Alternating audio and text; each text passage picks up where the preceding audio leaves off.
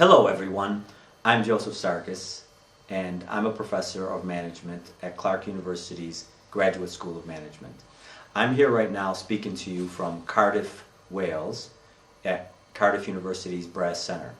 I'm here to speak to you about our new book that just came out. But before this, let me speak to you a little bit about where the book came from and some background information.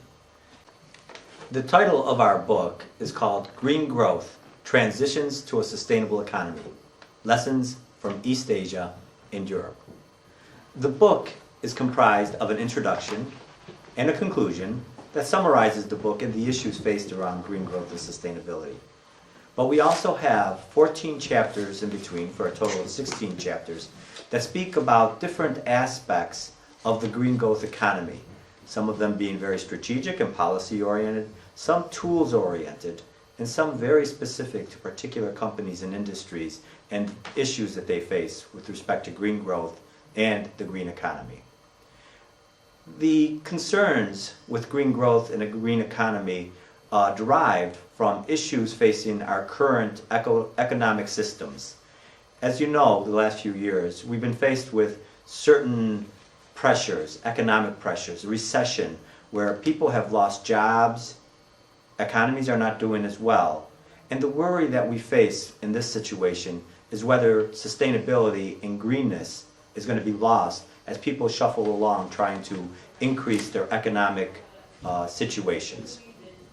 But we believe with green growth that you can do both. Have a green economy that is environmentally sound and economically healthy. And green technology, green innovation, green jobs, green consumers all play a role in this cycle, which we consider to be a virtuous cycle between economic principles and greening principles. And the book provides us a number of policy case studies where countries, regions throughout the world are trying to grapple with these issues. Some of them successful, some of them not so successful, and a comparative analysis being carried out among the various chapters. We have countries represented from Korea, where the conference was originally held that drive this book, China, Taiwan, Singapore. These are Asian countries. The comparative analysis also goes across countries where we have country comparisons between European countries, Germany and Japan, for example.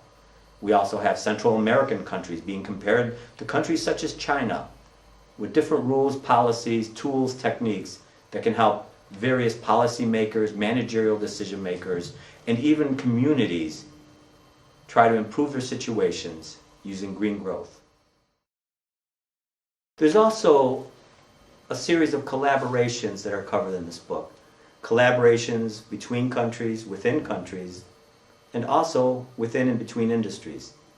One interesting area is the area of green supply chains and green supply chain management. Diffusion of ideas, cooperation, and improvement, both from an economic and environmental perspective, are goals of these green supply chains. Strategic alliances between companies, between suppliers and customers, between large and small companies, are all aspects of how a green economy can utilize collaboration to improve both environmental and economic performance. Good afternoon. My name is Dr. Diego Vazquez. I am Research Manager and Senior Research Associate at BRUST, the Center for Business Relationships, Accountability, Sustainability and Society at Cardiff University. This is the online launch of the first book in the series of Greening of Industry Network Studies, published by Springer and coordinated by the Green of Industry Network. The title of the book is Green Growth: Managing the Transition to a Sustainable Economy, and is co-authored by myself and Professor Joe Sarkis from Clark University. But what is green growth? So during this presentation, I will briefly explain what green growth means, what are the main challenges related to green growth, and how this book contributes to a better understanding of the policy problems related to green growth. The background of the idea of green growth is to provide a new solution to deal with the environmental crisis. The traditional economic growth and development paradigm sees a trade-off between the economy and the environment. If the economy goes up, the environment has to go down, because economic activity produces harm on the environment. And if we try to protect the environment, and we divert resources to the protection of the environment, that affects the economy, is a burden for the economy. The whole idea of sustainable development was to try to get rid of this preconception, to decouple environmental deterioration from economic activity. In this way, sustainable development argues that there can be a balance between economy and the environment. However, every time there was an environmental crisis, these resources had to be used in order to sort out the problems. That means an impact for the economy. And the underlying problem of sustainable development is that when there is an economic crisis, the environmental crisis is perceived as a threat to the economy. And again, this idea of trade-offs resurfaces. So, this is now when we move to the idea of green growth. A working definition of green growth means making investment in the environment to create growth in the economy. So in simple words, we invest in low-carb technology, we invest in renewable resources, we invest in protecting forests, on developing new areas of forest, we invest in enhancing the services provided by ecosystems, and that all this investment creates employment opportunities because it is labor intensive, because it needs innovation, and this all contributes to a growth in the economy.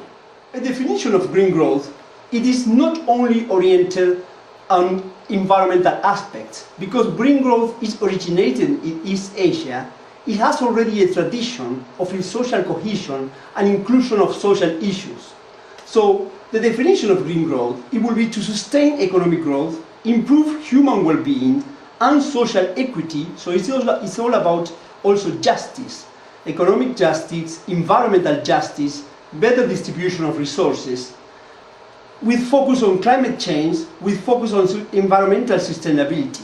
But the idea is that to change the current economic system, to use this window opportunity in which there is an interest of policymakers to look at the environment as a source of economic solutions, to change our all stranded and inefficient productive systems.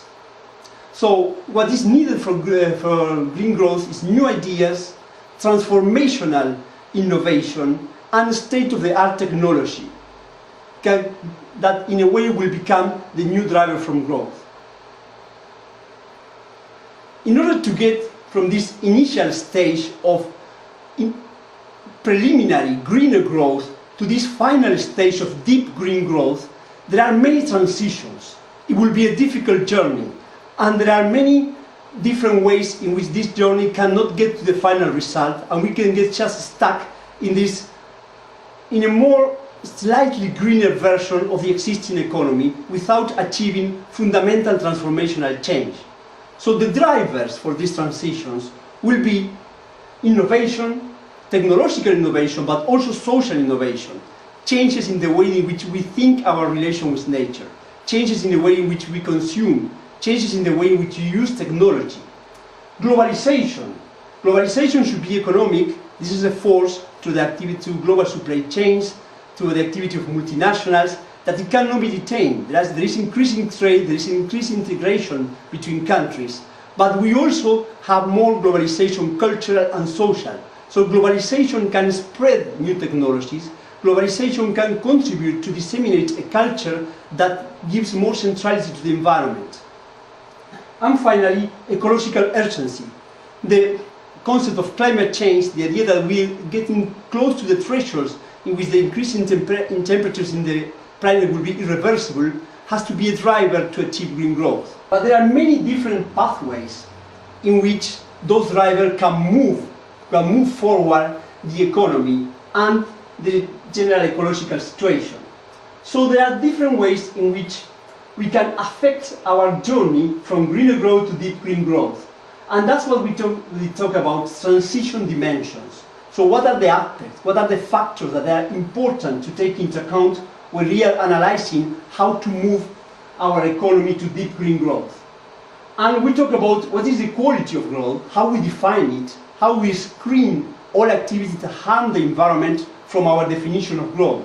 That implies a need to rethink our indicators, how we measure growth, how can we replace it from well-being or more environmentally and socially inclusive indicators. We hope you enjoy this book, and we look forward to hearing your comments. Please do contact us. And if you have something you'd like to share with us, do so. Thank you.